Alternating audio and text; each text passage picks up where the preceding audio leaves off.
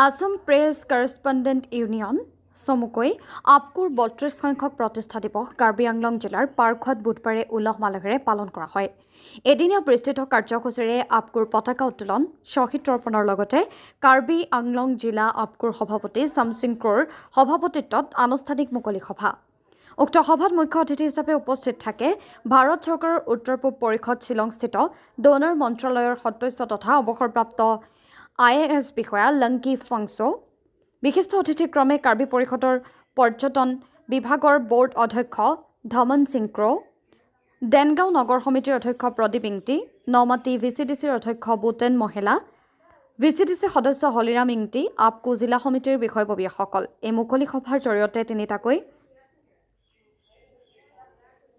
বঁটা প্ৰদানৰ কথা ঘোষণা কৰা হয়। কাৰ্বি আংলং জিলা আপকুৰ মঞ্চত প্ৰদান কৰা বঁটা তিনিটা ক্ৰমে প্ৰয়াত লক্ষীপ্ৰসাদ মেছ কৰণী আপকু কাৰ্বি আংলং জিলাৰ শ্ৰেষ্ঠ সাংবাদিকতা বঁটা 2025, প্ৰয়াত কাজিৰ ৰংপিপি সোঁৱৰণী আপকু কাৰ্বি আংলং জিলাৰ শ্ৰেষ্ঠ সাংবাদিক বঁটা 2025 আৰু প্ৰয়াত লাংকুং ৰংহাং আৰু থাংটি টেংৰাপি সোঁৱৰণী আপকু কাৰ্বি আংলং জিলাৰ শ্ৰেষ্ঠ সংবাদ সাহিত্য বঁটা 2025। এই তিনিটা বঁটা আগবঢ়াইছে পাৰ্কৱাৰ অৱসৰপ্ৰাপ্ত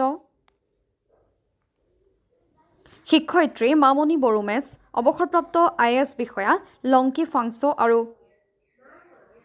হাওৰাঘাট বিধানসভা সমষ্টিৰ বিধায়ক দৰসিং ৰংহাঙে। আনহাতে এই সভাতেই অহা 2 মাহ পিছত প্ৰদান কৰিবলগীয়া বঁটা প্ৰদানৰ বাবে জুৰি বৰ্ডৰ সদস্যৰ নাম ঘোষণা কৰা হয়। জুৰি বৰ্ডৰ সদস্যসকল ক্ৰমে বকলিয়াঘাটৰ ভৱেন কোচ, ডিফুৰ ভৱপ্ৰসাদ দেউৰী আৰু ৰজাপথাৰৰ শৰৎ পাটৰ।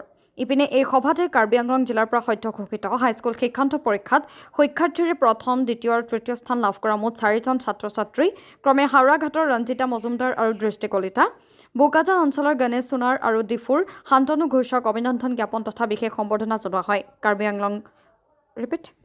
কাৰ্বি আংলঙৰ পৰা খগেশ্বৰ দাসৰ সংবাদ, এনি বাৰ্তা ডিজিটেল। আৰু 4গৰাকী আমি আমাৰ হৈ কাৰ্বি আংলং আপকু হৈ আমি চাৰ্টিফিকেট দিয়া হৈছে। গতিকে আগন্তুক অহা বছৰ যদিহে আমি আপকুৰ হৈ আমি এইটোৱে প্ৰিপেয়াৰেশ্যন কৰি আছোঁ, অহা বছৰ তেনেকুৱা নহয়, খালি মেট্ৰিকত নহয়, আমি হায়াৰ ছেকেণ্ডেৰীতো আমি ল'ৰা ছোৱালীবিলাকক মানে ফাৰ্ষ্ট, ছেকেণ্ড, থাৰ্ড যিহেতু কাৰ্বি আংলং এইবাৰ নিচিনা মানে ফাৰ্ষ্ট, ছেকেণ্ড, থাৰ্ড নাম্বাৰ পোৱাকেইটাক জয়লাভ কৰাকেইটাক আমি পুনৰ আকৌ সম্বৰ্ধনা জনাম। দিয়াৰ ব্যৱস্থা আমি কৰা হৈছে আৰু এই বঁটা দিবৰ বাবে জুৰি বৰ্ড লাগে আৰু এই জুৰি বৰ্ডৰো সদস্য অলৰেডি গঠন কৰা হ'ল আৰু জুৰি বৰ্ডৰ সদস্যসকলকো ঘোষণা কৰা হৈছে আজি। তেওঁলোক হ'ল বকলিয়াঘাটৰ ভৱেন কোচ, দ্বিতীয়জন হৈছে ডিফুৰ ভৱপ্ৰসাদ দেউৰী আৰু তৃতীয়জন হৈছে আমাৰ ৰজাপথাৰৰ শৰৎ পাটৰ। এই জুৰি বৰ্ডে মানে নিৰ্বাচিত কৰিব কাৰ্বি আংলঙৰ মানে কাক বঁটাটো দিব। তেওঁলোকে গঠন কৰাৰ পিছত আমাৰ সভাপতি সম্পাদকক তেওঁলোকে তথ্যটো দিলে আমি পিছত প্ৰেছ মিট যোগেদি আমি বঁটাটো আমি ঘোষণা কৰিম। গতিকে এই বঁটা ঘোষণা কৰিবলৈ আমি এই প্ৰতিষ্ঠা দিৱসৰ পৰাই আমি গৌৰৱ অনুভৱ কৰিছোঁ কাৰ্বি আংলঙৰ পৰা।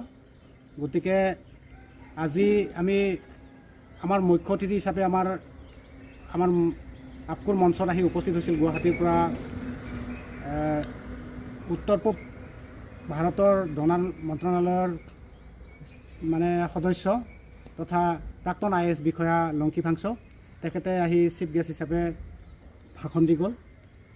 ইয়াৰ উপৰিও আমাৰ এই অনুষ্ঠানত কাৰ্বি আংলঙৰ মানে বিভিন্ন প্ৰান্তৰ পৰা বহুকেইগৰাকী সাংবাদিক আহি উপস্থিত হৈছিল। গতিকে ভৱিষ্যতত আৰু ভাল আমি পদক্ষেপ ল'ম বুলি আশা কৰিছোঁ।